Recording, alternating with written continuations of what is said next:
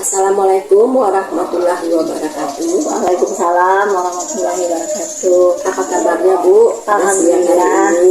Ya. Gimana dengan Bu Ita? Nah, alhamdulillah Bu. Saya Bu meminta waktu untuk membicarakan pengambilan keputusan berdasarkan nilai-nilai kebajikan Ibu sebagai seorang pemimpin. Nah Bu, kira-kira selama ini Bu ya, bagaimana Ibu mengidentifikasi kasus-kasus yang merupakan dilema etika atau bujukan moral? Terima kasih Bu Ita. Iya Bu. Di sekolah kita ini untuk mengidentifikasi masalah tentu kita berjenjang. Yang pertama, kadang-kadang masalah ini ditemukan oleh guru piket. Kemudian ada lagi masalahnya nanti yang ditemukan oleh wali kelas. Kemudian lanjut ke, kalau diselesaikan oleh wali kelas, kalau tidak selesai nanti ke guru BK. Setelah guru BK nanti memproses beberapa kali juga tidak terjadi perubahan, maka kita akan melaksanakannya dengan wakil kesiswaan. Setelah itu baru apabila sudah final mereka tidak berubah, baru ke kepala sekolah. Dan itu untuk mengidentifikasi suatu masalah. Apabila masalah ini memang agak besar, melibatkan orang lain dan melibatkan masyarakat juga, maka ini akan kita libatkan dengan seluruh majelis guru. Iya. Nah Bu, kira Bu kasus yang pernah gitu Ibu alami atau di sekolah ini gitu, bisa Ibu ceritakan kasusnya? Sebetulnya banyak masalah yang terjadi di sekolah kita, karena sekolah kita ini letaknya masih agak di pinggiran, jadi antara perbatasan kota dan kabupaten. Jadi tingkat pendidikan orang tua juga masih terlalu minim. Jadi untuk itu kita angkat sekarang masalah disiplin siswa tentang tidak boleh merokok di sekolah. Nah dalam Ibu istilahnya tadi Ibu mengatakan disiplin karena tidak boleh merokok di sekolah. Ada nggak Bu Ibu menemukan gitu kan dalam penerapan disiplin ini gitu, kira-kira Ibu menemukan paradigma? Kalau kita lihat dari yang sudah pernah terlaksana di SMP 10, anak-anak yang merokok ini tentu diselesaikan masalahnya oleh guru piket pertama kali. Kalau mereka berubah, ini sudah kita anggap ditutup kalau diselesaikan oleh guru piket. Tetapi kalau mereka berkali-kali tidak juga mengindahkan dan berkali-kali mereka masih kedapatan juga melaksanakan yang dilarang tersebut, maka ini lanjut ke wali kelas. Kemudian nanti wali kelas berujungnya ke BK setelah beberapa langkah yang dilaksanakan oleh guru BK. Tetapi anak-anak ini juga tidak berubah, makanya tentu kita akan memberikan sanksi kepada mereka, walaupun ini menjadi dilema bagi kita bersama. Contohnya, kalau kita memberikan sanksi terhadap mereka dengan memberikan skor, tentu ini akan diketahui oleh guru mata pelajaran yang lain. Jadi ini biasanya kita bahas di dapat atau briefing majelis guru yang membicarakan tentang disiplin anak tersebut. Kenapa sampai terjadi?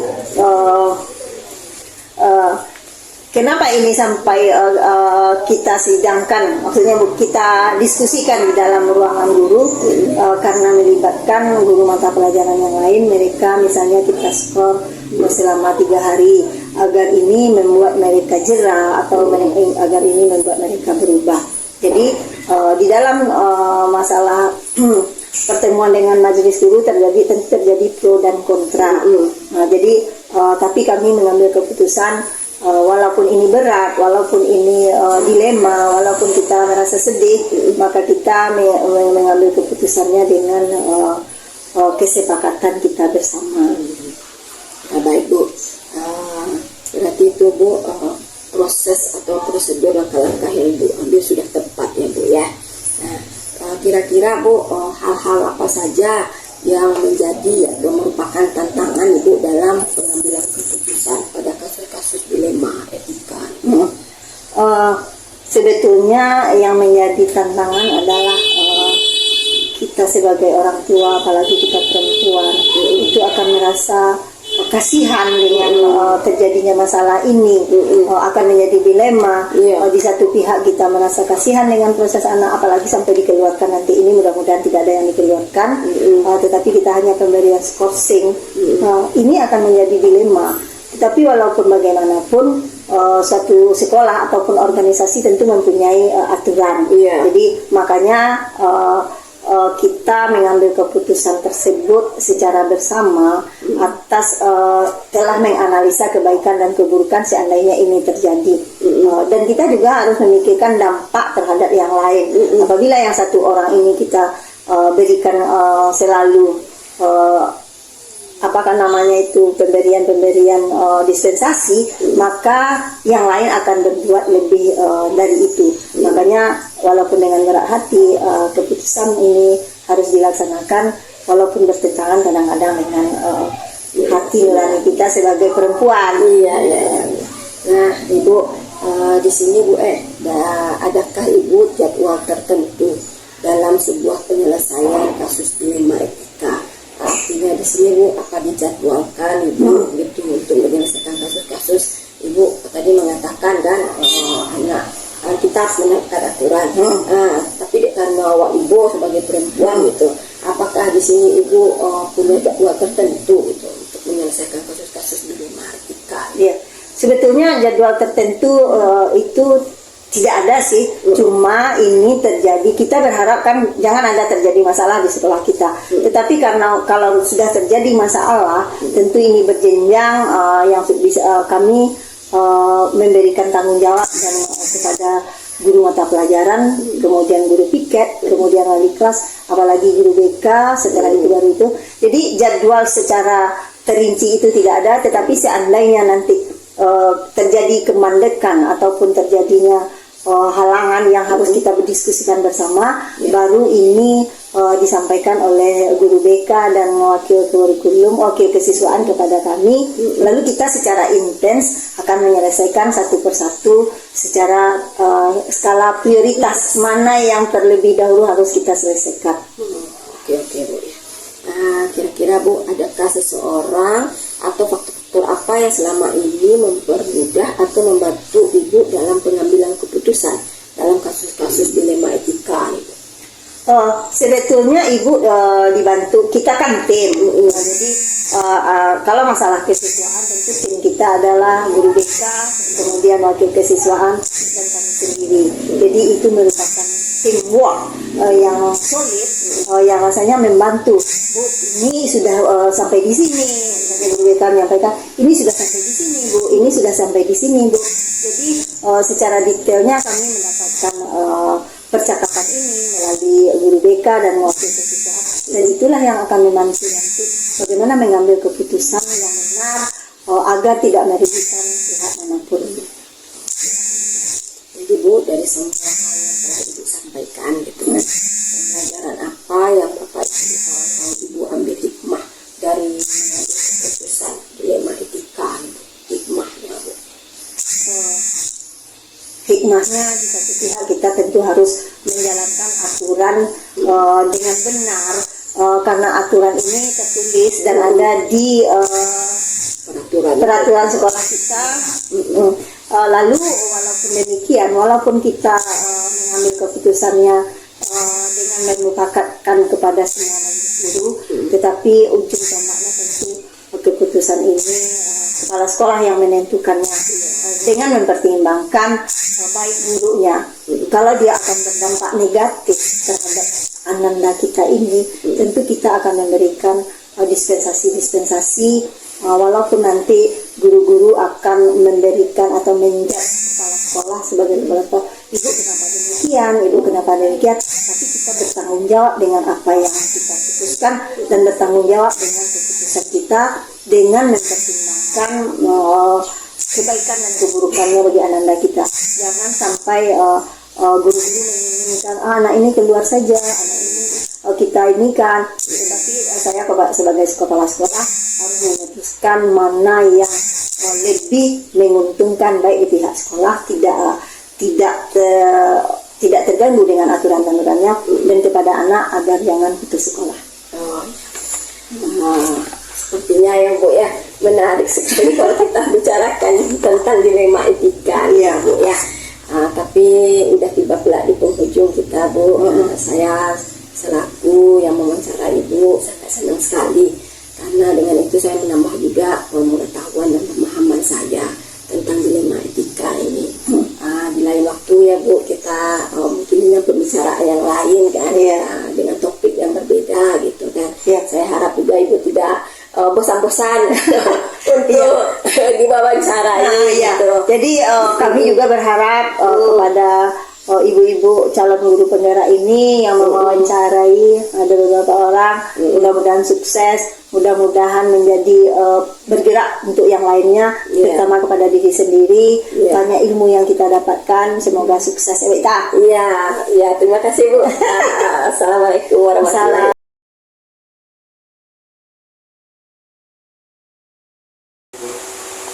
Bagaimana kabarnya pagi ini? Bolehkah saya meminta waktu berkaitan dengan pengambilan keputusan berdasarkan nilai kebajikan sebagai seorang pemimpin? Bisa Bu. Terima kasih ya Pak Indra ya. Nah Pak Indra, menurut Pak Indra selama ini bagaimana Bapak mengidentifikasi kasus-kasus yang merupakan dilema etika atau bukan? Dilema etika ini Pak Indra yaitu permasalahan yang rasanya sama-sama benar, tapi dia bertentangan dengan keputusan yang akan kita ambil. Sedangkan pendidikan moral itu adalah permasalahan yang bisa kita tentukan benar atau salahnya. Nah, sekarang Pak Indra, bagaimana Pak Indra beridentifikasi kasus-kasus yang merupakan salah satunya dilema etika atau bukan? Bagaimana Pak Indra mengidentifikasi? Setuju. Terkait dengan mungkin contohnya biasanya siswa dia tidak ketika siswa itu berakhir, kita tidak percaya begitu saja, tapi kita bahas dan diskusikan sebetulnya apa juga. Sementara sekolah ini dia ternyata anak tersebut singkat cerita ternyata anak tersebut membantu orang tua. Jadi itu sesuatu sama. Jadi sebetulnya sebelumnya dia bisa belajar sekolahnya tinggal membantu orang tua juga tidak punya tempat untuk depan. Tapi kesimpulannya Pak Indra termasuk siswanya Indra di sekolah ini adalah dilema etika antara melibatkan disiplin proses kesanksihan. Kita tidak ada bicara kesaktivitas ya. Kita tidak bicara bagaimana anak tersebut bisa menjalani keduanya. Tidak kamu saya tiba-tiba saja. Tidak ada kasihan itu tidak. Bagaimana anak tersebut sekolah dia, bantu orang tua iya. Kan tinggal manajemen waktu. Kita tidak ada bicara kasihan. Pak Indra, selama ini bagaimana Bapak menjalankan pengambilan keputusan sekolah, terutama untuk kasus-kasus di mana ada dua kepentingan yang sama-sama benar atau sama-sama mengandung nilai kebajikan? Itu kan sudah didiskusikan dengan anak. Ya. Tidak ada jalan keluarnya. Dia bisa. Akhirnya anak itu mampu mandiri dan bisa menentukan, sehingga tidak ada satupun yang tidak dijalani. Itu kan sudah dibahas. Apa langkah-langkah atau prosedur yang biasa Bapak lakukan selama ini? Ada prosedur, tadi kan sudah dipanggil, didiskusikan. Itu prosedur itu tahap-tahapannya. Iya. Nah, selama Pak Indra kan menjalankan prosedur itu, apakah ada yang dilibatkan gitu? Artinya mungkin dilibatkan tua atau guru di sini. Tergantung kalau anak bisa menyelesaikan sendiri kan tidak perlu dilibatkan orang tua. Iya. Nah, apa hal-hal apa saja yang selama ini Bapak anggap efektif dalam pengambilan keputusan pada kasus-kasus ini Pak kita. Keputusan kembali ke anak. Ya. Anakku menyikapi persoalan yang siasat. Yang akan sekolah anak, yang mengajar anak, yang berjualan anak, itu kembalikan ke anak. Mungkin kalau cerita itu pasti dengan konsisten. Selanjutnya ya Pak Indra ya, kira-kira Pak Indra tantangan dalam pengambilan keputusan pada kasus-kasus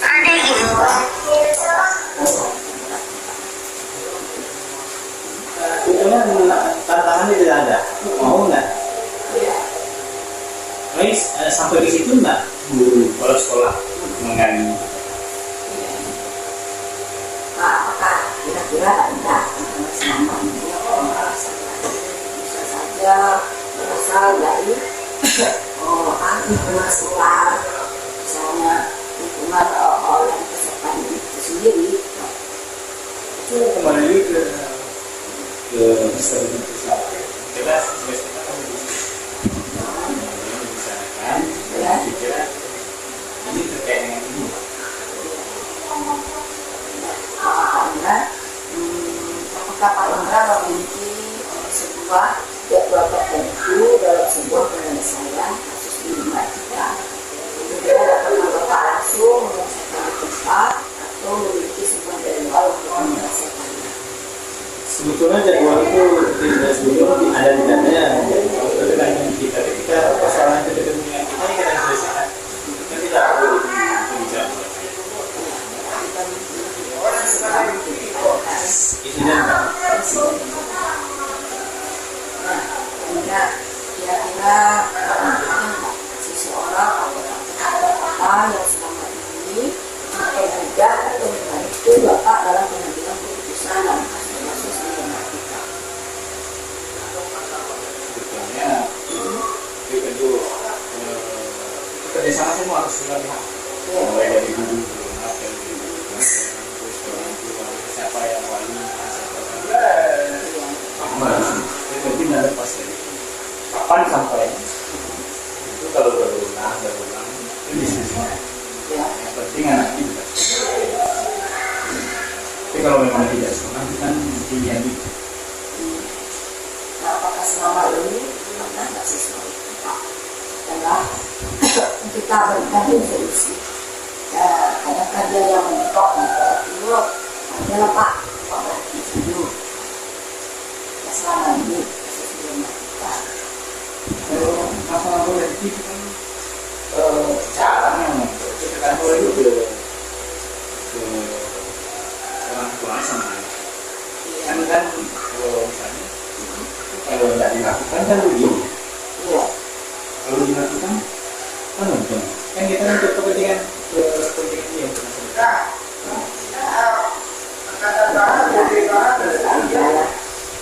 semua hal yang telah Bapak sampaikan tadi adalah belajar sama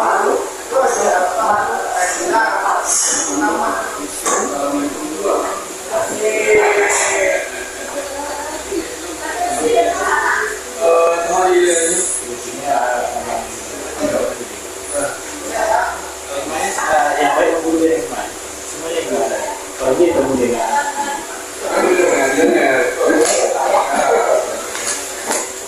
jadi ibaratnya dia pada dengan adanya pengambilan keputusan kita dapat menyelesaikan semua permasalahan itu tanpa memberikan hak